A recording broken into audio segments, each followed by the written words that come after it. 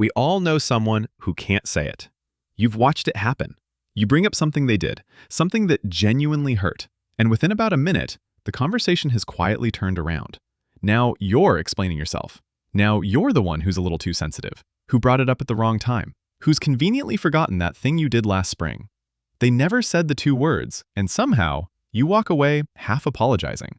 Maybe it's a parent, a boss, an ex, the friend who, in all the years you've known them, has never once managed a clean, simple sorry.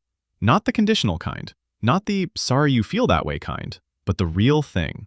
In this video, we're looking at the psychology of people who never apologize.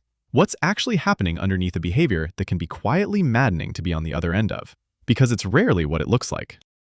Start with what it actually looks like, because not apologizing is almost never just silence. It's active. There's deflection. The focus slides off what they did and onto your tone, your timing, the way you brought it up. There's minimization. You're making a huge deal out of nothing, which admits the thing happened while denying it mattered. There's the counterattack, where being confronted with one thing somehow becomes a conversation about three of yours. There's blame shifting. You brought this on yourself, which borrows a grain of truth and uses it to carry the whole load. And there's the non-apology apology, which keeps the grammar of sorry while throwing out the meaning. Sorry you feel that way puts the problem inside your feelings. Sorry if anyone was hurt uses one small word, if, to quietly question whether anything happened at all. The shapes are different. The function is the same. To get out from under the weight of having been wrong. And here's the uncomfortable part. Some of that wiring is in all of us. There's a quiet bias running in the human mind that takes credit for the wins and ships the losses elsewhere. Our successes feel like skill. Our failures feel like bad luck, bad timing, other people. So when conflict happens, the factory setting isn't to examine our own part. It's a story, half built before we've even thought about it, in which we were basically reasonable and the trouble came from over there.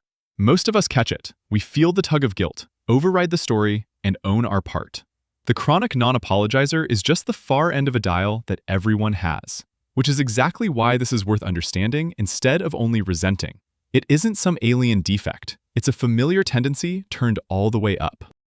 To understand the extreme, you have to separate two feelings that get blurred together, guilt and shame. They sound alike. They do almost opposite work. Guilt looks at the thing that was done and says, that was bad. It stings, but it points somewhere useful. The behavior was wrong. And behavior can be changed, so guilt pushes toward repair. You own it, you make it right, and the self walks away intact. Shame looks at the whole person and says, you are bad. And there is no clean exit from that. You can't fix being a bad person the way you fix a mistake. You can only hide it, deny it, or attack whatever is making you feel it. So for someone who lives close to shame, an apology isn't a small admission about one moment. It collapses into something total. Owning the mistake doesn't land as, this one thing was wrong.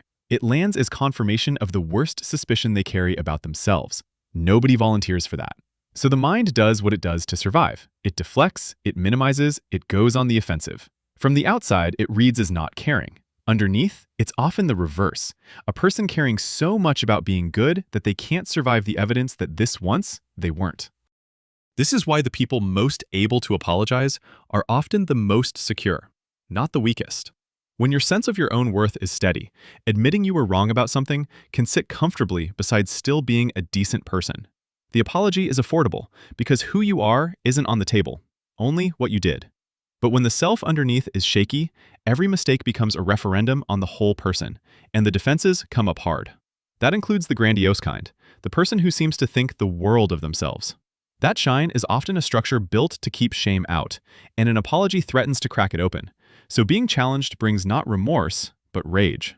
There's even a quiet belief that decides the whole thing in advance.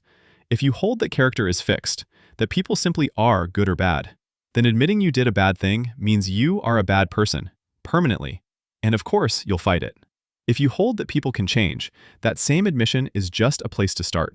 One door is bolted shut, the other is standing open. A lot of this gets installed early. Picture 3 childhoods. In the first, mistakes were met with punishment far bigger than the mistake. So the lesson was simple. Confessing makes it worse. Deny everything. In the second, any admission of weakness got used against you later. So honesty became a liability, something you learned never to hand over. In the third, nobody apologized at all, not to each other, not to the kids. So there was never a model for what accountability even looks or sounds like. A person from that third house may not be refusing to apologize so much as genuinely not knowing how. And on top of the childhood, there's culture. In plenty of competitive, hierarchical, traditionally masculine corners of the world, apology gets coded as submission. Never apologize, never explain, as if saying sorry and losing are the same move. Some people here aren't carrying a wound so much as a rule book they were handed about what strength is supposed to look like. And then there's a version that's neither wound nor rulebook. It's a calculation. In a lot of settings, not apologizing is the deliberate, advised move. After a car accident, lawyers will tell you not to say sorry because an apology can be read as an admission of fault. In a negotiation, a concession costs you leverage, so you hold the line even when you know you slipped. And the corporate or political non-apology is practically its own dialect. Mistakes were made, with nobody who made them. Our thoughts are with those affected, which mourns the harm without owning it. We're sorry for any confusion, which apologizes for your misunderstanding rather than their action. Here, the person is fully capable of a real apology. They've simply decided it's a liability. From the outside, it can look identical to the shame-driven kind, but it's coming from a spreadsheet, not a wound. Worth noticing because the two get tangled. Someone who can't apologize for psychological reasons will happily reach for the strategic excuse as cover. Whatever's driving it, the cost lands in the same place, on the other person. Because when someone hurts you and won't acknowledge it, you're not dealing with one injury, you're dealing with two. There's the original thing, and then there's the quieter message riding in behind the deflection, that your version of what happened isn't real. Live inside that long enough, and you start to distrust your own read on things. Maybe you are too sensitive. Maybe it was your fault after all. That slow erosion, being talked out of your own experience, is often heavier than whatever started it, and it accumulates. Every unrepaired moment gets added to a ledger the other person carries, usually without meaning to, until it hardens into resentment and a low, background sense of not being safe with this person. The thing that actually sinks relationships, it turns out, is rarely the conflict itself. People survive enormous amounts of conflict. What they rarely survive is the absence of repair. Harm, then nothing, again and again, until the goodwill quietly runs out. So the person who never apologizes is usually not the cartoon, the cold, careless villain who simply doesn't mind hurting people.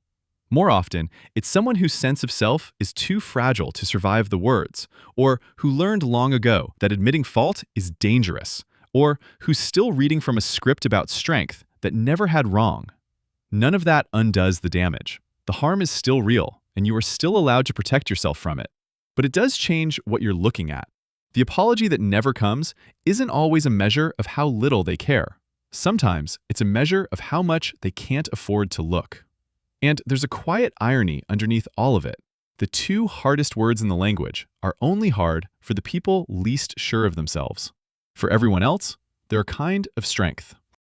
Do you know anyone who can never quite say sorry? Leave your thoughts in the comments.